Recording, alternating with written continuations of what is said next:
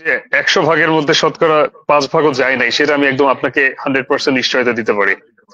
কারণ বেসরকারি বিশ্ববিদ্যালয়ের শিক্ষার্থীরা রাজনীতির জন্য গণ অভ্যুত্থানের ডাক দিয়েছে বেসরকারি বিশ্ববিদ্যালয়ের শিক্ষার্থীরা, এটা পাবলিক বিশ্ববিদ্যালয়ের কেউ দেয় নাই। পাবলিক বিশ্ববিদ্যালয় থেকে 17ই জুলাই পর্যন্ত যে আন্দোলন চলমান ছিল সেটা নতুন মোড় নেয় 18 জুলাই থেকে। সেই 18 জুলাই থেকে গণ অভ্যুত্থানের ডাক দিয়ে আন্দোলনের নতুন মোড় নেয়।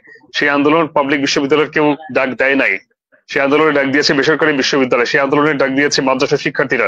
সার্জিস আলমকে কিন্তু আহ সাংবাদিক খালেদ মহিউদ্দিন সাহেব সরাসরি তার ডয়চে ভেলে লাইভ নিয়ে সরাসরি বলেছে সার্জিস আলমের নাম ব্যবহার করে তার পিতা সরাসরি বিভিন্ন জায়গায় তদবির বাণিজ্য বা তদবিরের বিভিন্ন বিষয়ে সেখানে উল্লেখ করা হয়েছে।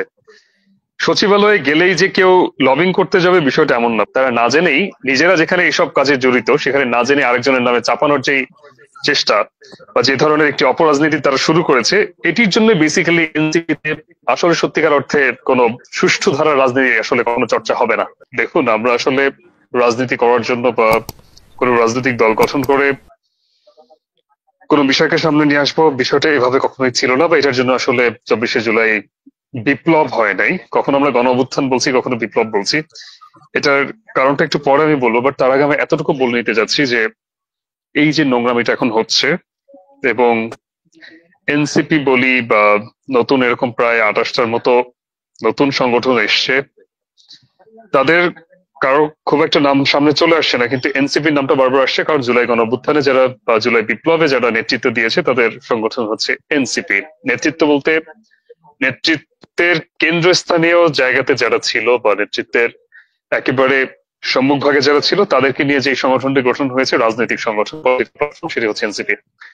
এই এনসিপির স্বাভাবিকভাবে মানুষের এক্সপেকটেশন অনেক বেড়ে গিয়েছে এনসিপির প্রতি, যদিও সেখানে রাজনৈতিক জায়গা থেকে কেউ চিন্তা ভাবনা ভাবে করে নাই যে রাজনৈতিক কোনো দল গঠন করবে, সেজন্য জুলাই গণঅভ্যুত্থান হয় নাই, বা গণঅভ্যুত্থান বা বিপ্লবের পরবর্তী সময় কি হবে 5ই আগস্টের পরে, সেটাও শেখ হাসিনা ফল করানোর পরে কি হবে সেটা অনেকে জানতো না।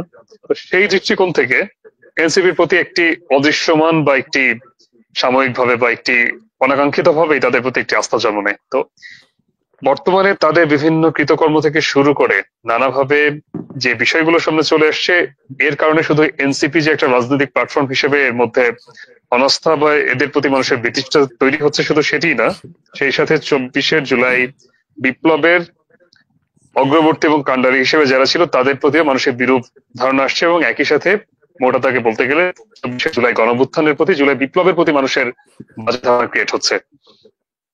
এই দৃষ্টিকোণ থেকে আসলে রাজনৈতিক চিন্তা চেতনার জায়গায় এই 24শে জুলাই গণঅভ্যুত্থানের বা আয়াতুল্লাহ, আপনি যে কথা বলছেন, আপনাদের এই যে আন্দোলনের সময় তো আমরা দেখলাম যে যে আওয়ামী লীগের নিষিদ্ধে যে আন্দোলনটা হলো, সেই আন্দোলনের সময় প্রাইভেট ইউনিভার্সিটি, আপনারা আগেও অভিযোগ করেছেন এনসিপির ব্যাপারে বা নাগরিক কমিটির ব্যাপারে, কিন্তু আমরা সেই আন্দোলনে তো আপনাদের অনেককেই দেখলাম, সেটা কিভাবে হলো?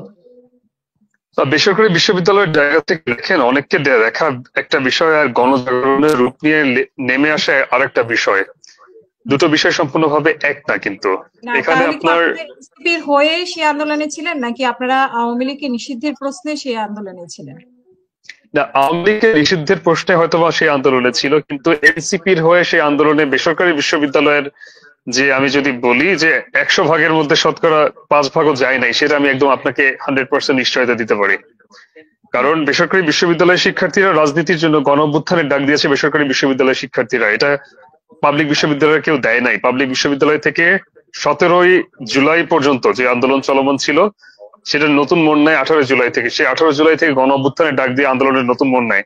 সেই আন্দোলন পাবলিক বিশ্ববিদ্যালয়ের কেউ ডাক দেয় নাই, সেই আন্দোলনের ডাক দিয়েছে বেসরকারি বিশ্ববিদ্যালয়, সেই আন্দোলনের ডাক দিয়েছে মাদ্রাসা শিক্ষার্থীরা, সেই আন্দোলনের ডাক দিয়েছে কৃষক, মজুর, তাঁতি, জেলে, তারা। সেই আন্দোলনে পাবলিক বিশ্ববিদ্যালয় অ্যাজ আ হোল হিসেবে তারা কোনো ক্রেডিট তারা দাবি করতে পারে না। তাদের আন্দোলন 17ই জুলাই যখন ঢাকা বিশ্ববিদ্যালয়ে বিজিবি বর্ডার গার্ড বাংলাদেশ যখন হল ভ্যাকেন্ট করে, সেখানেই তাদের আন্দোলন শেষ। এবং সেই আন্দোলন ছিল কোটা সংস্কার আন্দোলন। এরপর আন্দোলনের নতুন টার্নিং পয়েন্ট আসে, এবং সেই নতুন টার্নিং পয়েন্ট ছিল 24শে জুলাই গণঅভ্যুত্থান, জুলাই বিপ্লবের। সেই বিপ্লব হয়েছিল বেসরকারি বিশ্ববিদ্যালয়ের হাত ধরে। এটিতে যে অবজ্ঞা বা যে ন্যূনতম দ্বিমত পোষণ করবে, তার এই জুলাই বিপ্লব সম্বন্ধে, তার জুলাই বিপ্লবের কোনো ক্রেডিট তার রাখার মতো ন্যূনতম কোনো অবদান তার নাই, এবং সে এটাকে সম্পূর্ণভাবে নাকচ করে দিবে। তো আমার বিষয় যেটি, সেটি আওয়ামী লীগ নিষিদ্ধের প্রশ্নে এক হতে পারে, কিন্তু সেটি এনসিপির প্রসঙ্গে নয়, এনসিপির রাজনীতি প্রসঙ্গে নয়। কেন এবং আমরা এখানে এনসিপির প্রসঙ্গে নয় কেন? এনসিপির সাথে মানে আপনারা যারা জুলাই বিপ্লব করেছে আমরা তো জানি যে তারা এনসিপি গঠন করেছে, তো সেখানে আপনারা বলেছিলেন এর আগেও কিছু তাদের সাথে অসঙ্গতির কথা।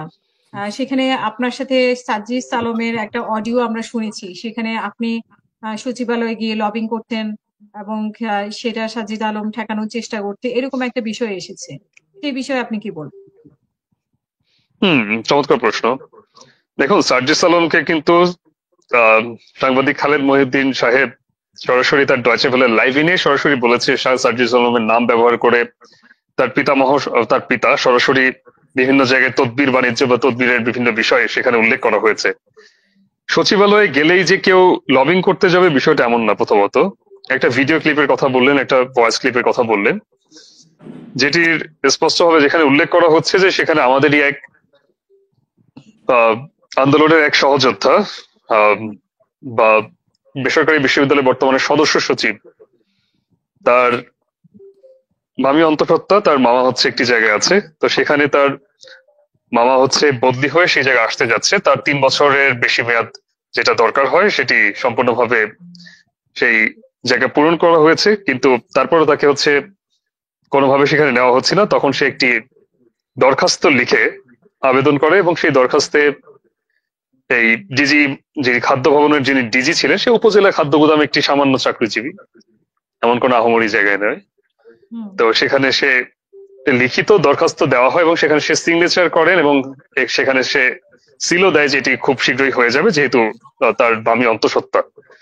তো সেটিকে সে না করে পরবর্তীতে সার্জিস যে ভয়েস ক্লিপটি দেয় সেটি সম্পূর্ণ একটি মিথ্যাচার এবং তার জায়গা থেকে যেখানে তাদের নিজেদের বিরুদ্ধে একের পর এক তদবির বাণিজ্য, একের পর এক তমক তমক নানা বিষয় নিয়ে অসঙ্গতি চলে, যেমন আজকেও একটি আসছে। গত কয়েকদিন আগে জুলকারনাইন স্যার নিজে একটি পোস্ট করেছেন। সত্যতার জায়গা থেকে এই বিষয়গুলো চিন্তা করলে কতটা সেটি আরো পরের বিষয়, কিন্তু কোনো একটা জায়গা থেকে চাইলে আপনি একটা অফিসে গেলেন, সেখান থেকে আমি একটা ভিডিও ফুটেজ কালেক্ট করে আমি বলে দিলাম যে এখানে আপনি তদবির করতে গেলেন, টেন্ডারবাজি বা চাঁদাবাজি করতে গেলেন, বিষয়টি হলো কোনোভাবেই অ্যাকসেপ্টেবল না। তো সেই জায়গা থেকে বিষয়টা আমরা ক্লিয়ার করেছি এবং সেটির আমি সেই যে দরখাস্ত প্রেরণ করা হয়েছে সেটির ছবিও আমি দিয়েছি, সোশ্যাল মিডিয়াতে দিয়েছি। তো একাধিক জায়গায় বিভিন্ন জায়গায় কারা তদবির করে বেড়াচ্ছে বা কারা টেন্ডারবাজি করে বেড়াচ্ছে সেটি কিন্তু দিনের আলোর মতো পরিষ্কার। কয়দিন আগে দেশ টিভিতে এটা নিয়ে একটি রিপোর্টও পাবলিশ হয়েছে।